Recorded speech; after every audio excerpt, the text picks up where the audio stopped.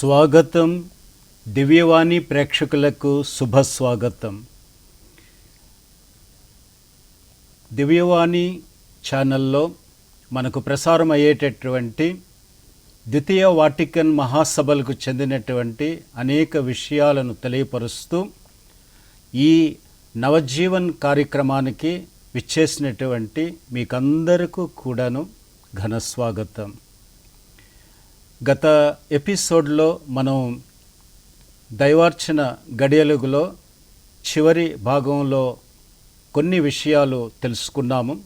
అలానే ఈనాడు ఈ ఎపిసోడ్లో మరికొన్ని విషయాలు తెలుసుకొని ఆ యొక్క 4వ అధ్యాయాన్ని ముగించుకుందాము.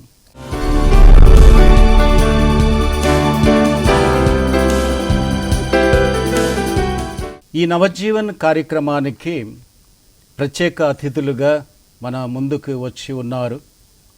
ఒకరు సిస్టర్ కీర్తన గారు, అలానే మరొకరు శ్రీమతి శోభా జోసెఫ్ గారు.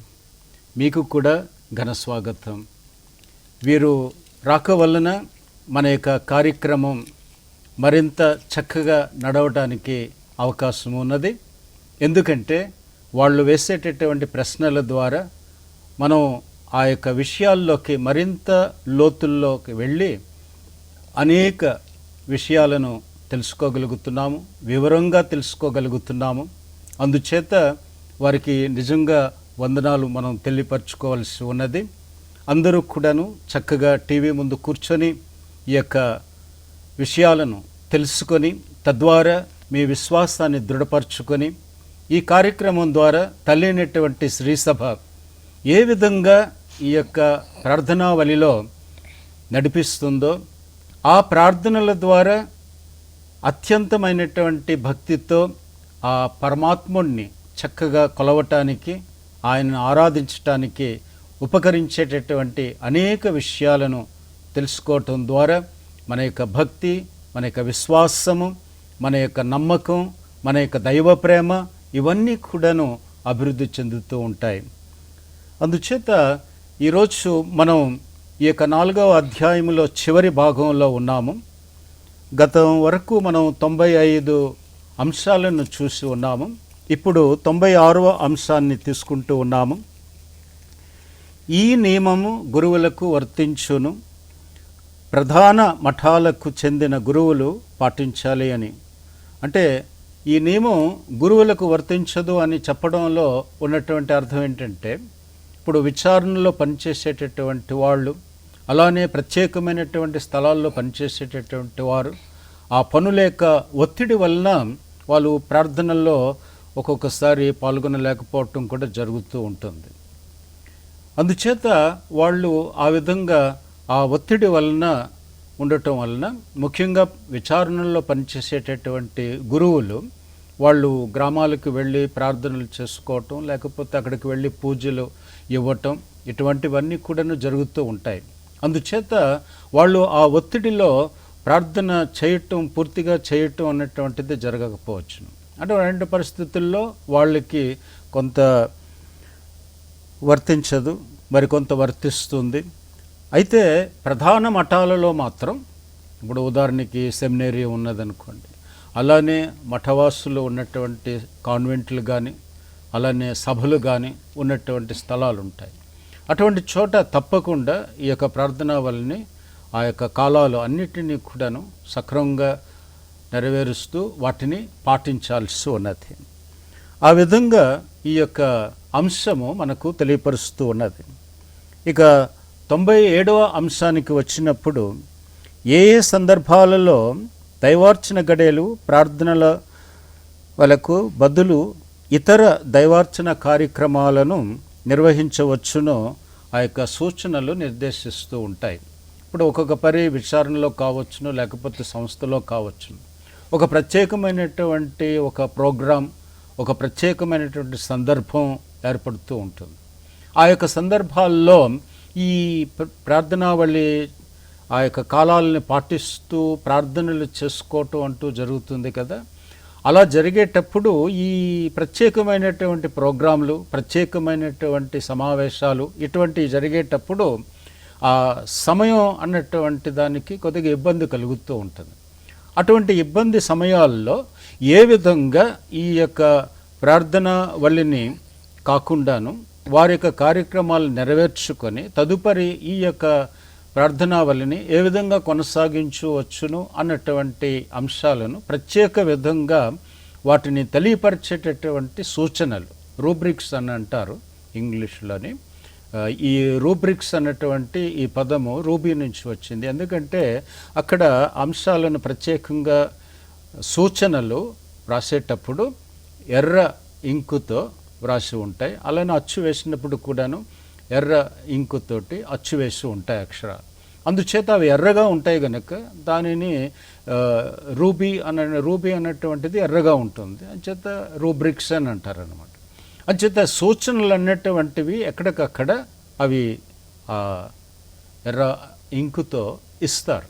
అందుచేత వాటిని మనం చక్కగా గమనించుకొని ఏ విధంగా దీనిని సవరించుకోవచ్చును, ఏ విధంగా చెప్పుకోవచ్చును, ఒక కార్యక్రమం, ఒక పెద్ద కార్యక్రమం లేకపోతే ప్రత్యేకమైనటువంటి సందర్భంలో వచ్చేటటువంటి కార్యక్రమం అలా ఉండేటప్పుడు ఏ విధంగా వీటిని సమర్థవంతంగా చేసుకోవచ్చును అన్నటువంటి విషయాలు, ఆ కాలాలను ఏ విధంగా మనం అటు ఇటు కొద్దిగా జరుపుకోవచ్చును అన్నటువంటి విషయాలను ఆ యొక్క రూబ్రిక్స్ ద్వారా, ఆ యొక్క సూచనల ద్వారా మనకు తెలియపరుస్తూ ఉంటారు.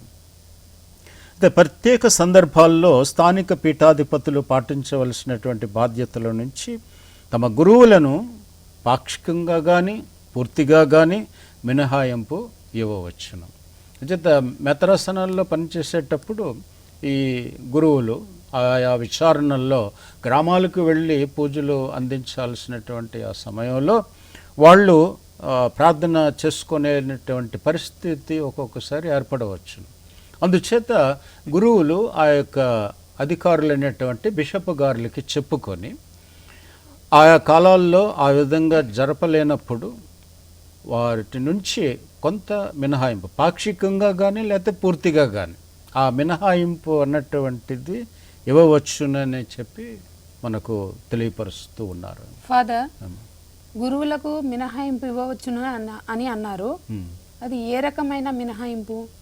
అంటే ఇప్పుడు చెప్తున్నాను కదా, ఈ విచారణల్లో పనిచేసేటప్పుడు గ్రామాలకు వెళ్ళవలసి ఉంటుంది. ఉదాహరణకి ఆదివారం నాడు ఉదయం పూజ ఆ యొక్క విచారణలో చేసి ఆ కేంద్రంలో పూజ చేసుకొని మరలా గ్రామాలకి వెళ్ళాల్సి ఉంటుంది.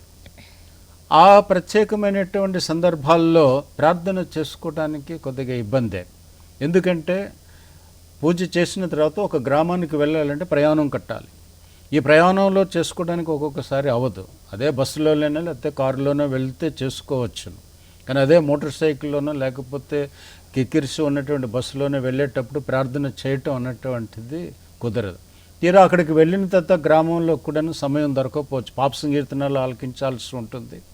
ఆ పాప సంకీర్తనాలు ఆలకించిన తర్వాత వెంటనే పూజ చేసుకొని మరలా తిరిగి వచ్చి అలా కాస్త భోంచేసి విశ్రాంతి తీసుకొని మరలా ఇంకొక చోటికి వెళ్ళి పూజ చేయాల్సినటువంటి పరిస్థితులు కూడా కొన్ని విచారణలో ఉన్నాయి.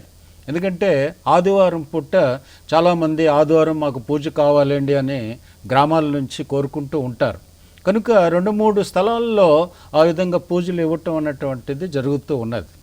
కాబట్టి అటువంటి పరిస్థితుల్లో ఈ మినహాయింపు అన్నటువంటిది పాక్షికంగా కానీ, అంటే కొంత చేసి కొంత విడిచిపెట్టడానికి ఆ రకమైనటువంటి అనుకూలత అన్నటువంటిది ఉన్నది. అలానే పూర్తిగా కూడా మినహాయింపు ఇవ్వటానికి అవకాశం ఉన్నది. అయితే ఇది బిషప్ గారు ఇవ్వాలి. అంటే ప్రత్యేకంగా ఇదిగో ఈ గురువుకి ఈ రకమైనటువంటి పరిస్థితులు ఉన్నాయి. అలానే జబ్బు పడినటువంటి వాళ్ళు ఉంటారు గురువులు. వాళ్ళు కూర్చోడానికి ఎక్కువగా అవకాశం ఉండకపోవచ్చును, పడుకునే ఎక్కువసేపు ఉండవలసి ఉంటుంది. ఇటువంటి పరిస్థితుల్లో కూడాను అటువంటి మినహాయింపు ఇవ్వటానికి అవకాశం ఉన్నదన్నమాట. పూర్తిగా కానీ పాక్షికంగా కానీ వాళ్ళు ఎంతవరకు ప్రార్థన చేసుకోగలరో అంతవరకు ప్రార్థన చేసుకొని తదుపరి భగవంతునికి విషయం తెలుసును. కానీ అశ్రద్ధ చేయటం అన్నటువంటిది మంచి పని కాదు. అంటే నాకు ఒంట్లో బాగలేదు అని ప్రతిసారి అనుకొని ప్రార్థన మానేయటం అన్నటువంటిది మంచి పని కాదు. అలానే పనులు ఉంటాయి, అందరికీ పనులు ఉంటాయి, అలానే గురువుకి కూడా పని ఉంటుంది. అయితే అధికంగా ఇప్పుడు ఆదివారం పూట అధికంగా పని ఉండేటటువంటి పరిస్థితి ఉన్నది. అందులో ప్రసంగాలు తయారవటం, ప్రసంగాలు చెప్పటం, ఇవన్నీ కూడా కొంత అలసటతో కూడినటువంటి పని. ఇటువంటి అలసట ఉన్నటువంటి ఎక్కువ సమయం తీసుకునేటటువంటి మరి అనేక పూజలు చేయాల్సినటువంటి పరిస్థితుల్లో ఆయా ప్రజల్ని కలుసుకోవటం, ప్రజలతో మాట్లాడటం, ఇటువంటివన్నీ కూడాను అనేక కార్యక్రమాలు ఉంటాయి. ఇప్పుడు ఆదివారం పూట అయితే జ్ఞానోపదేశం పిల్లలకి వాటిని ఏర్పాటు చేయటం, తాను కూడాను అందులో భాగం తీసుకొని కొంతమందికి కొన్ని విషయాలు తెలియపరచడం, యవనస్తులు కానీ లేకపోతే టీచర్స్ లాంటి వాళ్ళకి కానీ ఒక క్లాసులు ఏర్పాటు చేయటం, ఇటువంటివన్నీ కూడాను ప్రత్యేకమైనటువంటి కార్యక్రమాలు ఉంటాయి. అలానే అటువంటి సందర్భాల్లో ఆయనకి మినహాయింపు ఇవ్వటానికి బిషప్ గారికి అధికారం ఉన్నది. అందుచేత ఆ అధికారంతో ఆ మినహాయింపును పొంది లేదా పాక్షికంగా ఎంతైతే ప్రార్థన చేసుకోవడానికి అవకాశం ఉన్నదో అంతవరకు కూడాను ప్రార్థన చేసుకొని ఆ విధంగా ఆ యొక్క గురువు అశ్రద్ధ చేయకుండాను తనకు నిజంగా ఆ సమయం అన్నటువంటిది లేదు, అవకాశం లేదు అని అనేటప్పుడు ఆ మినహాయింపుని అన్నటువంటిది పొందవచ్చు అనమాట. అంచేత అది ఆ విధంగా ప్రత్యేకంగా పాక్షికం గురించి ఆ మినహాయింపు గురించి అది పూర్తిగానా లేకపోతే తక్కువగానా ఎక్కువగానా అన్నటువంటిది గురువు తన పరిస్థితిని బట్టి పెద్దలకి తెలియపరచుకొని ఆ మినహాయింపు అనేటువంటిది పొందవచ్చును. మరి ఇంతవరకు కూడాను ఈ యొక్క ప్రార్థన విషయంలోని గురువులకి మినహాయింపు ఉన్నదని కొంతవరకు తెలుసుకున్నాం.